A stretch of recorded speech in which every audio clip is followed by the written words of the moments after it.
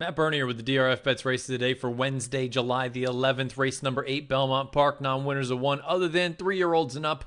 Going a mile and a 16th on the Widener turf course. Before we dive into the entire field, I encourage you to head on over to drf.com/bet. You'll get all the latest offers and details for a new DRF Bets account. Again, drf.com/bet is the address. Let's take a look at this field. We'll take them right in post position order. Before we do, another thing that you can do, head on over to the Race of the Day page on drf.com, download free formulator past performances, and handicap along as we go through the field in post position order. The number 1 is Wrapped. Morning line favorite at odds of 5-2 for Robert Robato. This is a horse highest last out buyer in the field with a 92, and that came in a New York bred stakes race. Faced a decent enough field. Carafa, the third place finisher, earned an 89 in his next start, and the sixth place finisher earned a 90 buyer in his next start. This horse makes all the sense in the world. Perhaps the only thing that could kind of sway you otherwise would be a negative formulator fact like the one we have right here. Past 5 years, turf, second after the layoff in route races at Belmont Park, 1 for 16, 6 in the money with an 83-cent ROI. Horse makes a lot of sense on paper, should get some pace to run at. Still don't entirely trust him. He is the horse to beat though. Morning line favorite, 5-2. Number 2 is Cool and Rock, goes out for Barclay Tag, 1 of 2 in here. This is a horse that does his best running from off the pace. Most recently, a 4th place finish in a non-winners of one other than second start off the bench. Perhaps you get a forward move. You get Jose Ortiz aboard in this spot. Only concern would be this horse doesn't seem to be a horse that really likes to win races. 1 for 7 overall and 2 times third out of those 7 lifetime starts. Has only hit the board once in 3 career starts at Belmont Park, so perhaps this is one that needs to go elsewhere. It seems like he's done most of his best running down at Gulfstream. The number 3 is Gucci Factor, going out for Christophe Clement. This is a horse, another one that makes a little bit of sense from a speed figure standpoint. 88 buyer in the most recent start. That was a state-bred non-winners of 2 other than race. So now we go back up to the open non-winners of 1 other than.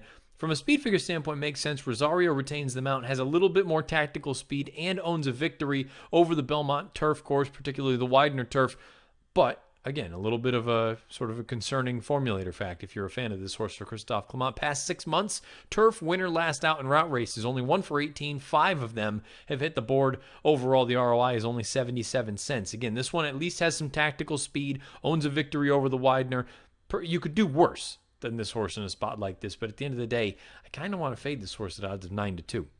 Number 4 is Morocco. This horse goes out for the Belmont barn, but Mott is under suspension at this point, so Liana Williford is the one with the training duties. Blinkers come off. Most recent start, that was way back in October of 2017 at Keeneland. That didn't work out very well. Draw a line through that, then you're left with a gate-to-wire score, breaking the maiden in lifetime start number 11, 2 starts back. Now, the concern I have with that race, 1, the field was awful. Didn't really beat anything in there. 2, Kentucky Downs, that turf course favored speed all throughout the meet last time, and this horse went in gate-to-wire fashion, took no heat whatsoever early on. To me, this is the kind of horse that needs the lead right now to be most effective. The blinkers coming off, not entirely convinced that this horse will be forward, especially with some of the other speed in this race. I'm a little bit dubious about Morocco's return to the races. The number 5 is 3 Perfections. Talk about a horse coming off of a layoff. Jimmy Jerkins, we haven't seen this horse since July 9th of 2017.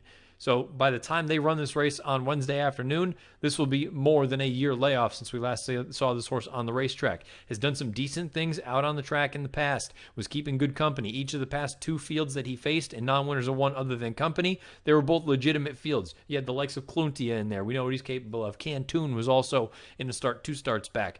The buyers, they all fit very, very well. The question for this horse boils down to, do you think he's ready to go off of such a long layoff? If he is, he makes plenty of sense at odds of 6-1. The number 6 horse is Dr. Shaney. Let's consult the Timeform US pace projector before we go any farther. You can see that red bar indicating a fast pace, possibly compromising horses on or near the early lead and potentially help setting things up for horses coming from off of it. The number 6, Dr. Shane, is the one that they have out on the front end, followed by the 7 and the 3 horse. Dr. Shane is stretching out from 7/8 of a mile to 8.5 furlongs on Wednesday afternoon. Most recently, a gate-to-wire winner with some red fractions in there if you're a Timeform US fan in those middle splits. The second place finisher came back to earn an 82 buyer. The fifth place finisher, an 84 buyer. So the field has been decent, not great, but there is a real scenario with the way that this turf course has been playing. And I know Dr. Shane has never gone this far, and you look, he's 3 for 25 lifetime, and 14 times he settled for minor awards. There's a scenario where I think he could get to the front, and if things don't go too fast. Now keep in mind, the 7 horse who they have sitting in second Timeform US also happens to be trained by Danny Gargan. and we'll get to him momentarily, but I have a hard time believing that the Gargan horses are going to duel one another into the ground. I think Dr. Shane clears off, and if he can see out the distance, perhaps he's a little bit interesting at 5-1 with John Velasquez aboard. The 7 is Harlan's Hunch, the other entrant in here for Danny Gargan. All three of his victories, basically, have come in gate-to-wire fashion. Now, that becomes a little bit of a concern coming off of a layoff like this and facing a horse with the speed like Dr. Shane has drawn directly to his inside. I would be surprised if this horse tried to get into some sort of a long duel. Irad Ortiz is known to be a little bit more of a patient rider, so if Velasquez shows some initiative and some intent, I wonder if Harlan's Hunch is taken back to sit just off the flank. He's yet to prove that he can win with a running style like that, but in theory, he could work out a very, very good trip if he's able to do that, coming off of a little bit of a layoff here. One of the highest last out buyers in the field with a 91. And the number 8 horse rounds out the field. That's Dr. Edgar, another horse in here for Barclay Tagg. I like what this horse has done in the past. He has a little bit of versatility. He's won from slightly off of the pace in the past. That happened to be on dirt.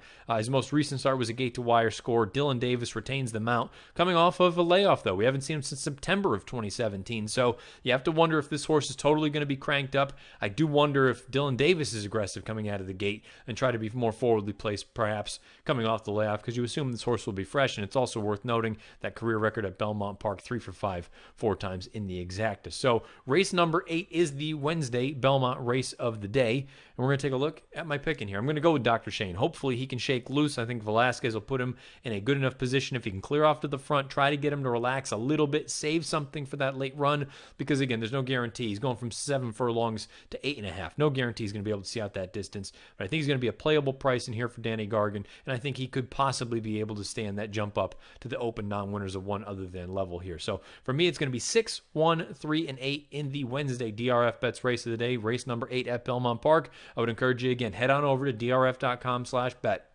All the latest details as far as new members are concerned for a DRF Bets account. drf.com/bet is the address. And scheduled post time for the Wednesday DRF Bets race of the day, race number 8 at Belmont Park, is 5:18 Eastern. Best of luck.